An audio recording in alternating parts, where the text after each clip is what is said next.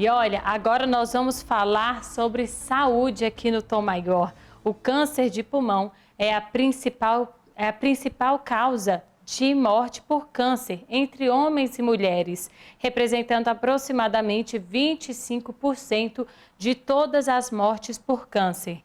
90% dos casos do tipo neoplasia são diagnosticados em estágio avançado.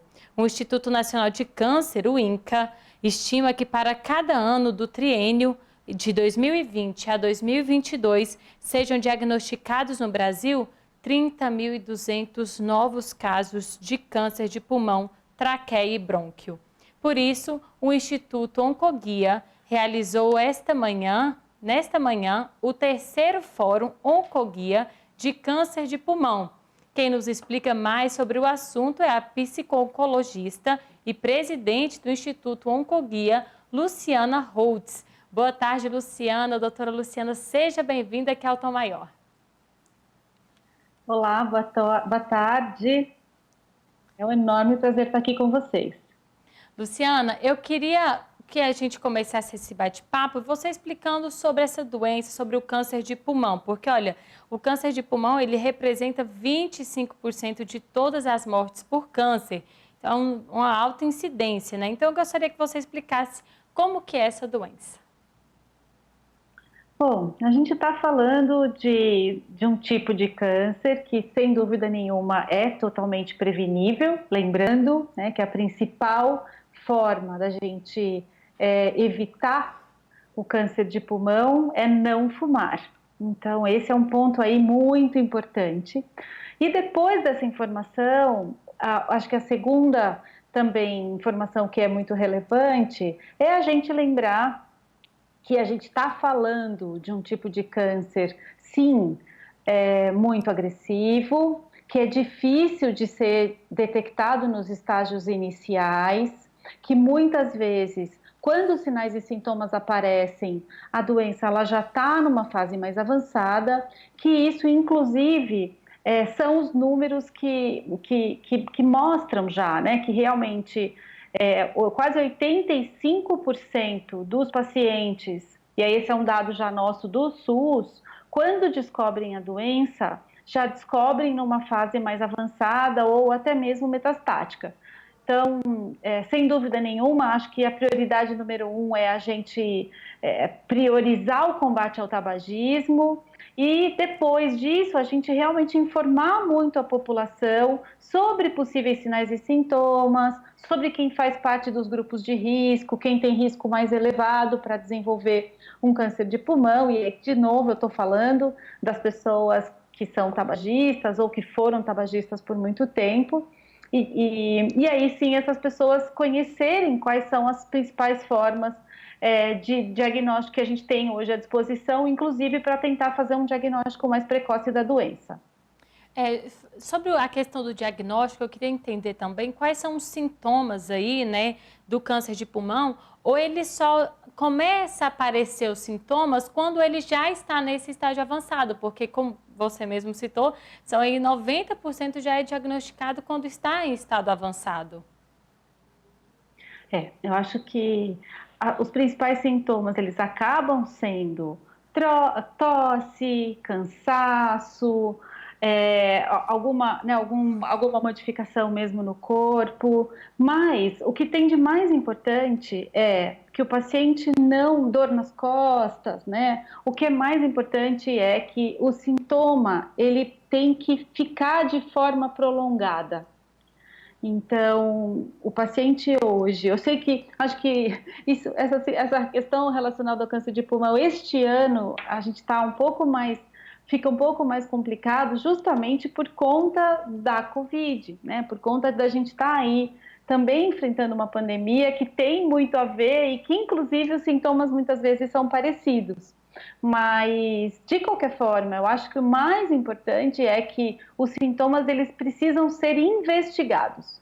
Então, qualquer sintoma que não passa em 10 dias, não passa em 15 dias, a grande recomendação é procure, vá até seu médico ou procure um pneumologista, que é o especialista, né, que é o médico que é o grande responsável por manter o nosso pulmão saudável. Doutora Luciana, e as causas desse tipo de câncer? Tem alguma predisposição aí genética que pode colaborar, né, a pessoa a desenvolver esse tipo de câncer? Ou é só essas atitudes mesmo, por exemplo, o tabagismo, que influenciam diretamente na doença? Eu acho que a grande maioria, né, o grande vilão mesmo do câncer de pulmão é o tabagismo.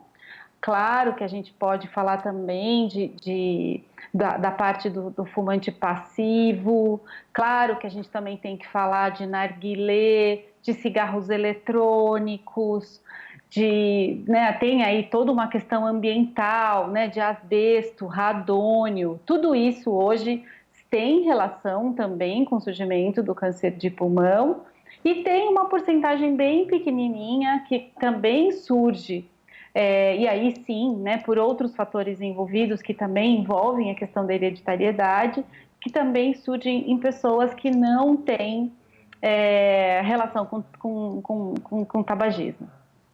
Doutora Luciana, e essa questão assim do câncer de pulmão, ela pode, sempre que nós entrevistamos aqui algum médico especialista, a gente fala sobre os tipos de câncer, já falamos aqui sobre câncer de pele, câncer de mama, enfim, várias outras doenças, e eles sempre falam assim, ó, hábito saudável, alimentação saudável e prática de atividade física são super aliadas aí a quem quer se prevenir aí contra o câncer.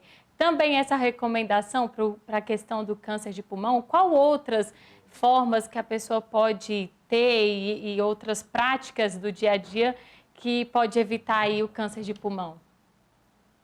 Não, perfeito. Eu acho que, sem dúvida, a principal de todas no câncer de pulmão é o não fumar, mas quando a gente fala dos outros, até mesmo pensando em câncer de uma maneira geral, hoje, cada vez mais a gente sabe da importância do combate à obesidade, do combate ao sedentarismo e do combate ao tabagismo. Então, esse trio, ele precisa de verdade ser incorporado na nossa vida e ele serve de verdade como prevenção, não só para câncer de pulmão, mas para outros tipos de câncer também. E aí, claro, se eu estou falando de combate à obesidade, eu estou falando da manutenção de um peso equilibrado.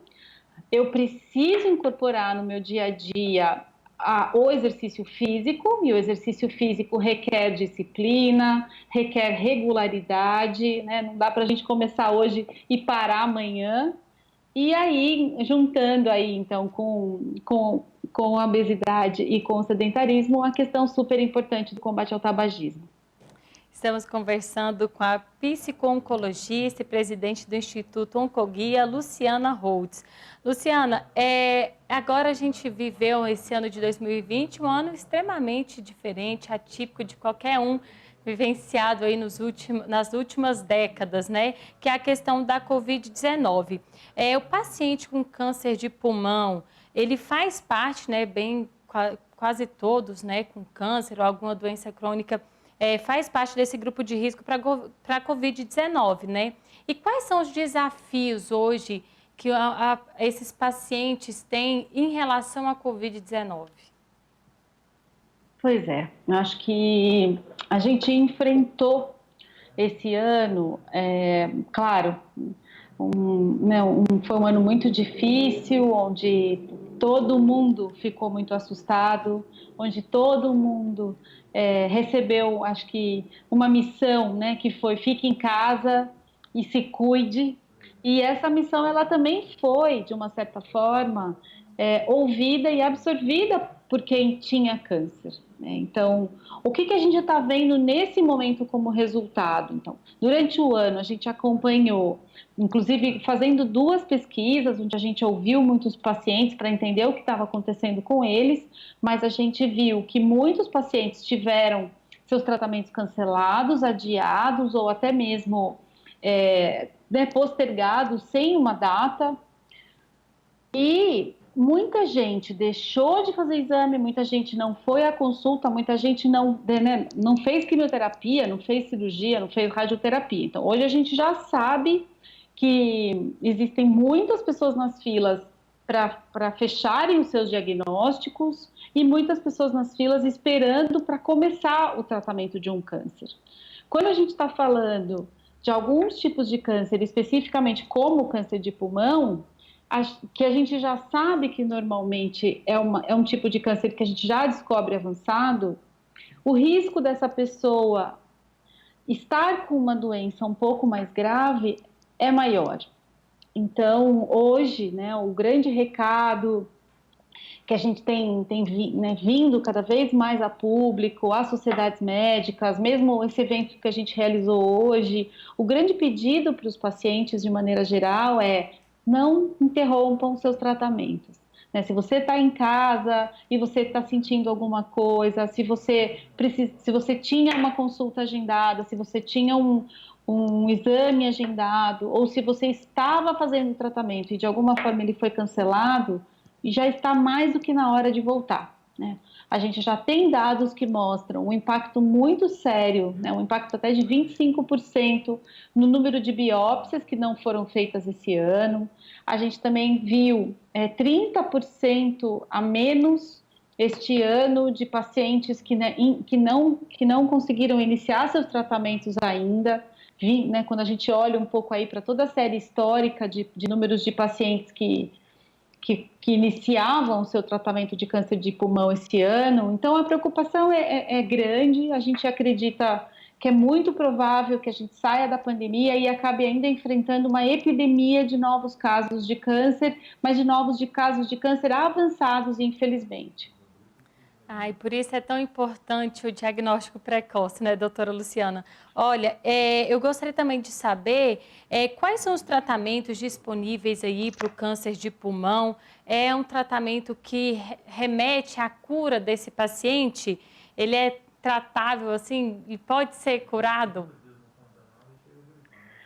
Olha, hoje, quando a gente fala de qualquer tipo de câncer, acho que a grande boa notícia é que se a gente consegue fazer diagnóstico precoce, ou seja, né, se a gente consegue achar no começo bem pequenininho, a gente consegue curar. Conforme a gente vai, né, passando o tempo e a gente acaba descobrindo a doença numa fase mais avançada, essa chance de cura ela vai diminuindo. Né? Então, hoje o que a gente fala muito para as pessoas que descobrem numa fase mais avançada é que elas têm tempo de vida. Né? E esse tempo de vida, a gente, graças a Deus, a gente não sabe quanto é. Né? E é esse o grande foco, inclusive, dos novos tratamentos. Que as pessoas possam cada vez mais viver com o câncer como uma doença crônica. Então, pensando em câncer de pulmão, a gente tem muitas boas notícias, a gente tem muitos novos tratamentos à disposição. Hoje a gente está conseguindo diagnosticar melhor esse câncer de pulmão, a gente está conseguindo tratar melhor esse câncer de pulmão. Então, hoje tem terapias-alvo, tem imunoterapia. É muito importante que um paciente de câncer de pulmão ele saiba o nome, o sobrenome e o apelido do câncer de pulmão dele, justamente porque hoje a gente fala muito em medicina personalizada. E a medicina personalizada é a gente oferecer o tratamento certo para o paciente certo. Então, hoje eu sei que um determinado tratamento vai fazer melhor para você, justamente porque eu conheço qual é o seu tipo de câncer de pulmão. Isso é uma novidade muito importante e que a gente precisa batalhar para que ela seja realidade para todo mundo. Acho que um ponto que ainda é um desafio nosso como instituição e que precisa melhorar é o quanto esses novos tratamentos eles não estão disponíveis, por exemplo, para os pacientes que dependem do SUS.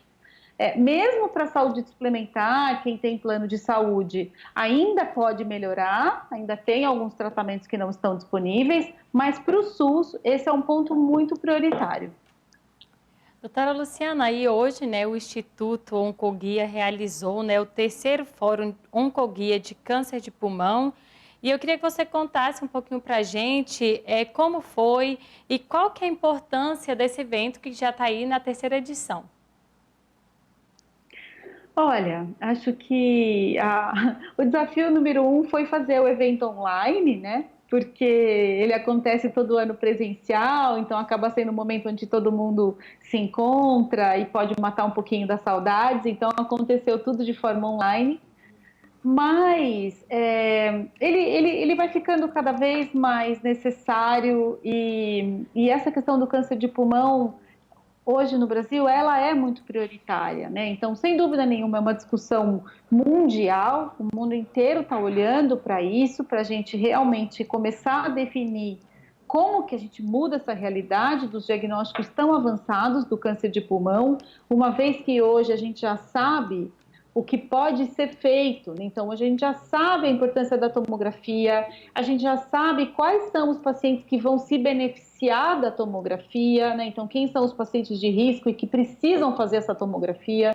A gente já sabe como é que esse paciente tem que ser diagnosticado do ponto de vista patológico e molecular. A gente já sabe quem é o paciente que pode se beneficiar, só que tudo isso ainda não está disponível, né? Então, passa, obviamente, por uma questão de quanto custa, de qual é o investimento, de qual é a definição de melhor política pública que a gente quer ter.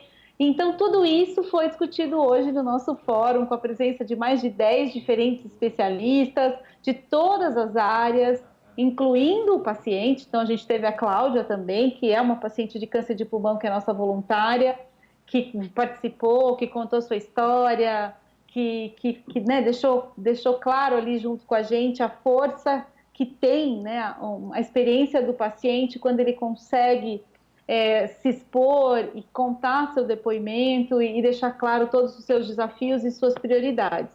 Então, esse foi um resuminho aí do que rolou hoje de manhã no nosso fórum. Que bacana, Luciana. E era exatamente sobre isso que eu ia te perguntar. Nós já estamos chegando à reta final da nossa entrevista, porque você, né, durante o fórum, entrevistou aí pacientes que vivem com câncer de pulmão. E eu queria que você contasse essa experiência, porque às vezes a gente está do lado de cá, né, e quando conhece e observa tudo e ouve, né, principalmente nesse ano que foi tão diferente de todos os anos, tão difícil. Eu acho que foi uma experiência, uma troca de experiência muito grande, né? Ai, sem dúvida. Acho que esse é um dos presentes que o nosso trabalho nos dá, porque a gente tem esse privilégio de ter muito perto do nosso dia a dia esses pacientes que convivem com o diagnóstico de uma doença tão séria como o câncer, mas que escolhem a causa também, né? Que entendem a diferença que o seu depoimento vai fazer na vida de outro paciente, vai fazer na vida até mesmo de um tomador de decisão, quando a gente precisa mostrar que sim, esse é um tema que precisa ser olhado, valorizado e discutido. Então, a Cláudia, em especial, é uma das nossas embaixadoras de câncer de pulmão. Ela já convive com o diagnóstico de câncer de pulmão há mais de 6 anos. E acho que né, o que tem ali de muito especial na vida da Cláudia é que, além de uma paciente de câncer de pulmão, ela é uma maratonista, que inclusive correu a São Silvestre ainda com a presença do câncer de pulmão. E o quanto é muito especial ouvi-la, né? Contar que hoje ela tem um netinho, que o quanto ela tem, né? O quanto ela está feliz e que o quanto a vida dela é muito rica e o quanto é importante para ela o estar viva hoje e que, independente dela não ter uma doença que é curável pela medicina, o quanto ela se sente curada por conta do bem-estar e de toda a saúde que ela sente que ela tem. Então, super especial, muito, muito importante. Uma pílula de esperança, né? Sem dúvida, sem dúvida. Conversamos com a Luciana Holtz, psico-oncologista, presidente do Instituto Oncoguia. Muito obrigada pela sua participação aqui, pela disponibilidade em falar com a gente nesse dia tão importante para vocês, de um trabalho fundamental aí para o futuro dos médicos e principalmente dos pacientes, Luciana. Imagine, uma honra. Quero convidar todos vocês também para conhecerem um pouquinho do nosso trabalho, né? Então, vale conhecer o nosso portal, que é o oncoguia.org.br. Nós estamos presentes também em todas as redes sociais. E para quem é paciente ou familiar, a gente tem o canal Ligue Câncer, que é um 0800 773 1666, que Pode é um canal repetir, nacional por favor? gratuito. Posso? 0800 773 1666, que então é um programa para qualquer paciente, pode ligar de segunda a sexta-feira, para tirar dúvidas sobre direitos, sobre qualidade de vida, para contar para a gente algum problema que o paciente está enfrentando por conta do diagnóstico de um câncer, e também pode ligar para desabafar, porque a grande missão do Oncoguia é garantir que ninguém enfrente o câncer sozinho. Então, muito obrigada pela oportunidade. Nós que agradecemos, Luciana, sucesso no seu trabalho, viu? Imagina, um enorme prazer. Obrigada. E para você que acompanhou aqui a entrevista com a doutora Luciana Holtz sobre aí o terceiro fórum do Oncoguia de câncer de mama, é só acessar lá no sagresonline.com.br, a entrevista completa na íntegra vai estar disponível para você.